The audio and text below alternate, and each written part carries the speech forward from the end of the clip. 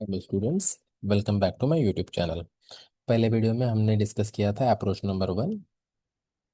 एक code based question को कैसे सॉल्व करते हैं उसके बारे में हमने डिस्कस किया था। अब विल डिस्कस सेकंड अप्रोच क्या है, उसका एक ओवरव्यू देते हैं, then will directly jump to the solving this code based question. Approach में क्या रहेगा, इंट्रोडक्शन में वही रिलेटेबल फिलोसफी जो हमने कल डिस्कस किया था, याद आया ठीक, नहीं तो फिर सिंप्लीफाई करके रख देंगे कोड को। Nothing new. ये टेक्निक थोड़ी चेंज हो जाएंगी क्योंकि हम 3 डिफरेंट टेक्निक्स पढ़ रहे हैं। तीनों कोड को हमें यूनिक तरीके से हैंडल करना है 3 डिफरेंट टेक्निक से, so that evaluator doesn't get bored. Bore नहीं होगा, अच्छे नंबर देगा। टेक्निक क्या है? Chrono flow technique.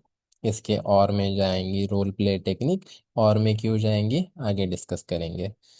और बाद में करेंगे एथिकल स्वोट एनालिसिस। स्वोट एनालिसिस किसके करेंगे? जो कि एथिकल टर्म मेंशन की होगी कोर्ट में उसकी। ठीक है, ये रहा ओवरव्यू अबाउट द अप्रोच।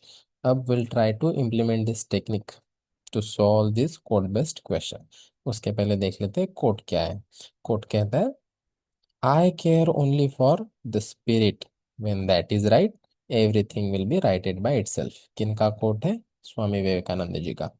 क्या कहते हैं? अगर स्पिरिट अच्छा है सब चंगासी। फिर फर्क नहीं पड़ता वो है क्या और आप करते क्या हो। स्पिरिट अच्छा है, अच्छा ही हो जाएगा सब कुछ।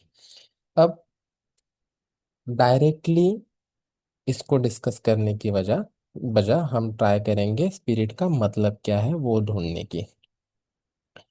जनरल परसेप्शन क्या होता है? Standard meaning, spirit refers to our highest self form. Hindi में हम उसको आत्मा कहते हैं। But we cannot be so parochial about this wider concept.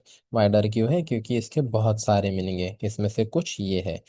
Spirit का मतलब होता है इनर मॉरल फोर्स, हमारा कैरेक्टर, हमारा इंटेंशन, हमारा commitment towards higher ethical principle, integrity, altruism, जितने भी फाउंडेशनल वैल्यूज हम देखते हैं ना, सिलेबस में मेंशन किया है ना, that is nothing but spirit.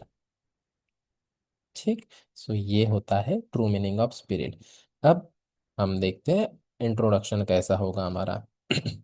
Approach के हिसाब से will first tell this quote alliance with the Indian philosophy of यथा दृष्टि तथा सृष्टि। जैसे हमारी सोच वैसे हमें सब कुछ दिखेगा। Simple. Outer world reflects our inner state. Western philosophy कौन सी है यहाँ? Plateaus no thy self. Thy self is nothing but inner self. आपको खुद को जानना है विच इज नथिंग बट स्पिरिट। क्यों जानना है? क्योंकि वो कहते, जस्ट अ मिनट, क्योंकि वो कहते हैं everything specially the governance begins with self awareness. आपको अगर कुछ भी काम करना है इस दुनिया में, you have to be self aware. आप अगर सेल्फ अवेयर हो, आप you can make miracles in the world, believe me.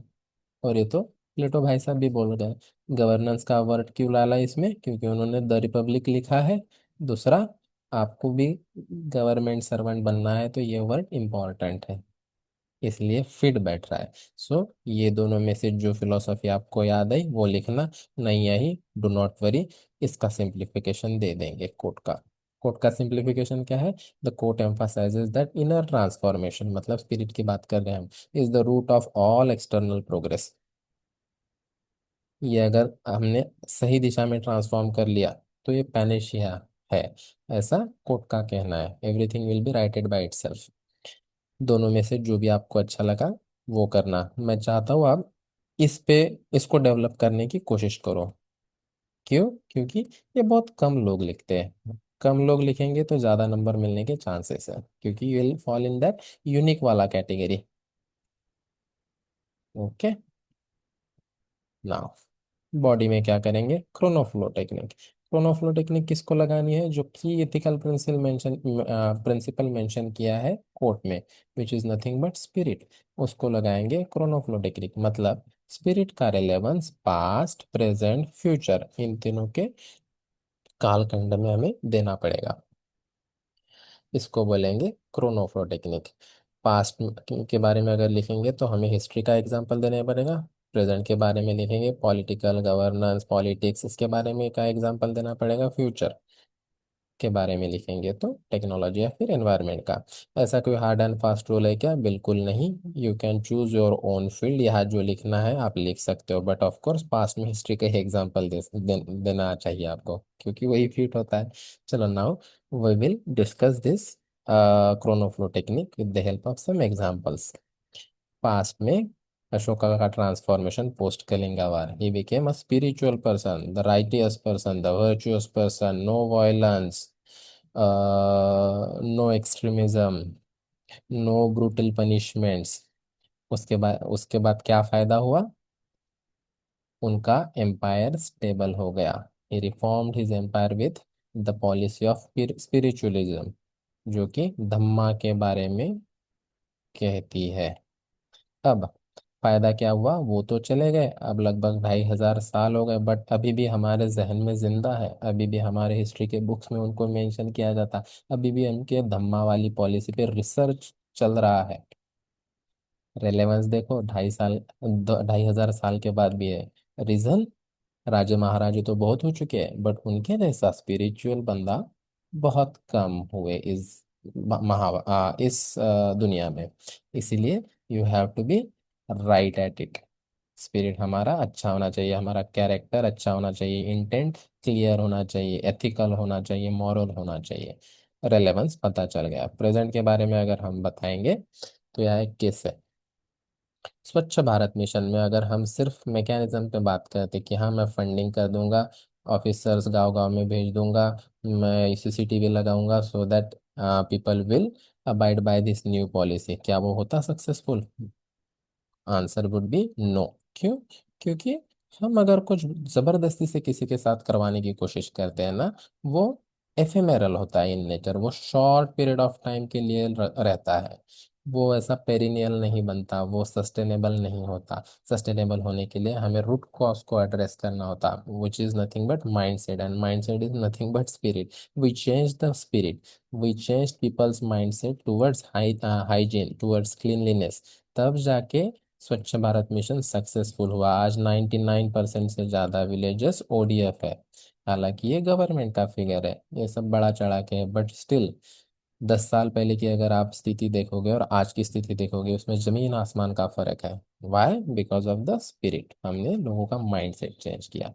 Future की बात करें, एआई एथिक्स की बात कर दें, अगर हम स्पिरिचुअल एआई नहीं बनाएंगे, हम अगर इंटेंट हमारा अच्छा नहीं रखेगा, उसका एल्गोरिदम हम ऐसा बनाएंगे जो ह्यूमन के लिए डेट्रीमेंटल हो, बट उससे हमें अभी पैसे मिल रहे हैं फिलहाल में, तो ये लॉन्गर टर्म में हमें दिक्कत देगा, क्योंकि ये बना ही उसके लिए है।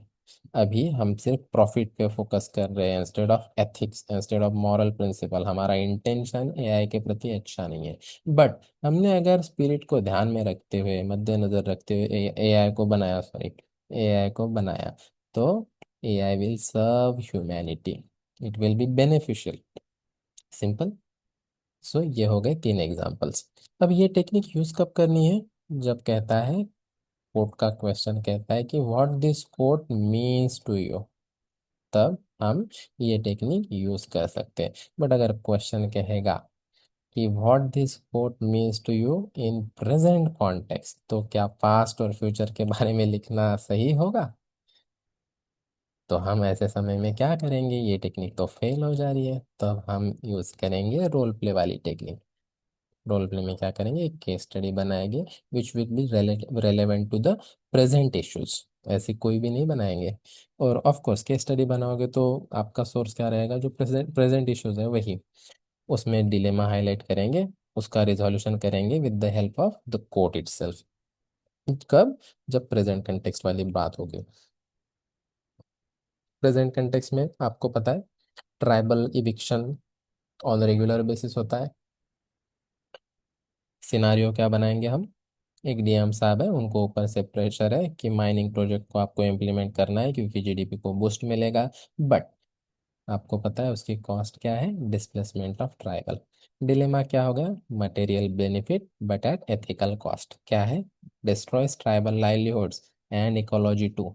नॉट ओनली लाइवलीहुड, उनका ट्रेडिशन, उनका कस्टम, इनफैक्ट उनकी लाइफ, वो खतरे में आ गए।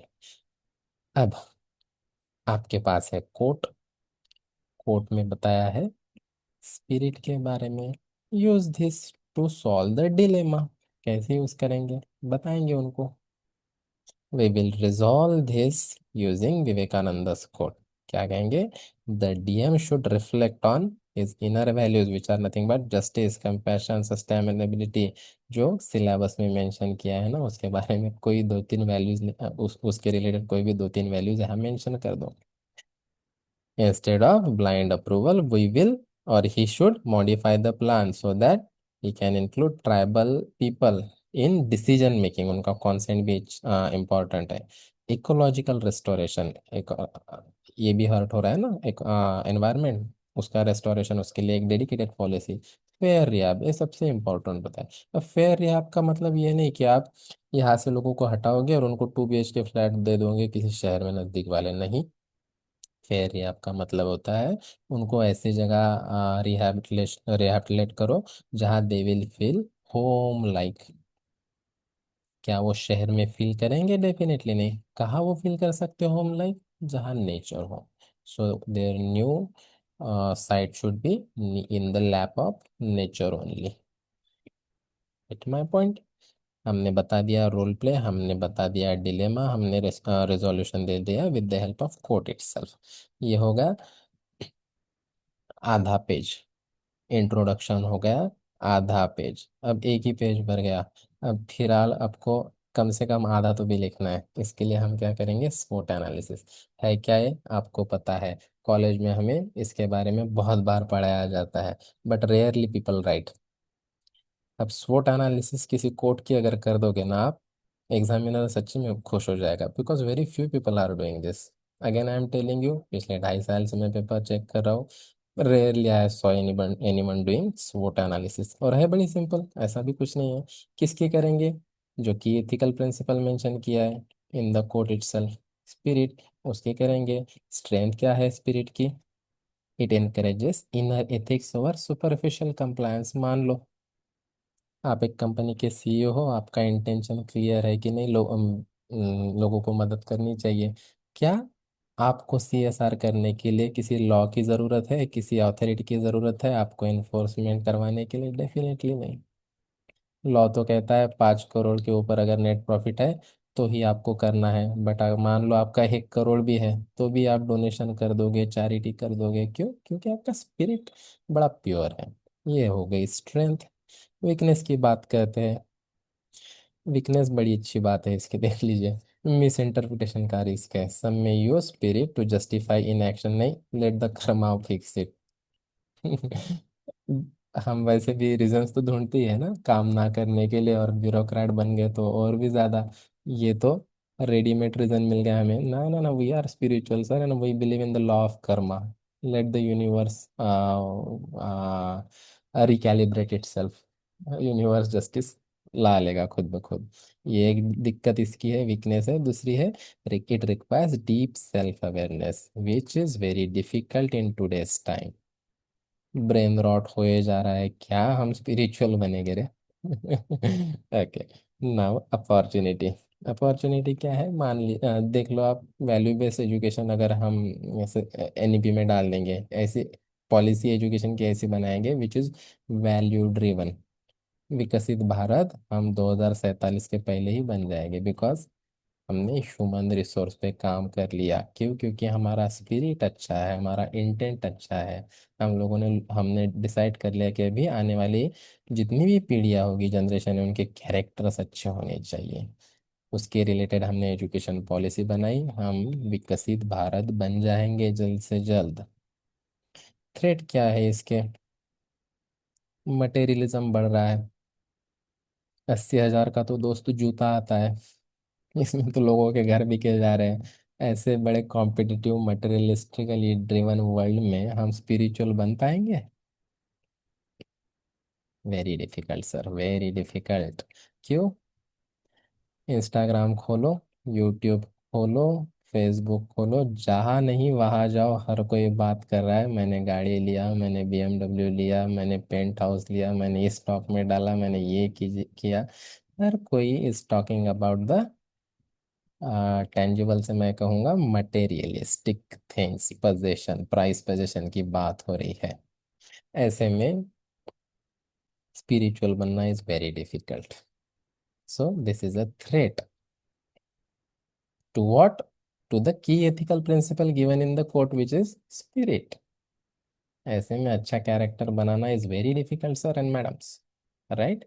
तो ये होगी हमारी स्वोट एनालिसिस। रही बात कंक्लूजन की, हमने पहले ही इसका कोड क्रैक कर लिया कि हम एक एनोलॉजी ऑन स्पॉट तैयार करने की कोशिश करेंगे। यहाँ पे फिट कौन सी बस रही बैठ रही है, शिप्स कॉम्पस वाली। What is it? Like a ship's compass that needs only one point which is true north to guide the entire voyage. When the spirit is aligned, all life journey corrects its roads automatically. Simple, easy to understand। हमने हमारा जो syntax था कि हमें analogy देनी है, वो हमने दे दी। So this is what second approach is. I hope आप लोगों को समझ में आया। इसमें कोई अगर स्कोप ऑफ इम्प्रूवमेंट आपको लगता है तो प्लीज सजेस्ट मी गाइस, वहाँ कमेंट बॉक्स है, मैंने ओपन कर रख दिया है, आप लिखो। और नेक्स्ट वीडियो का आप थोड़ा वेट कीजिए। तब तक के लिए मुझे दीजिए इजाज़त। बाय।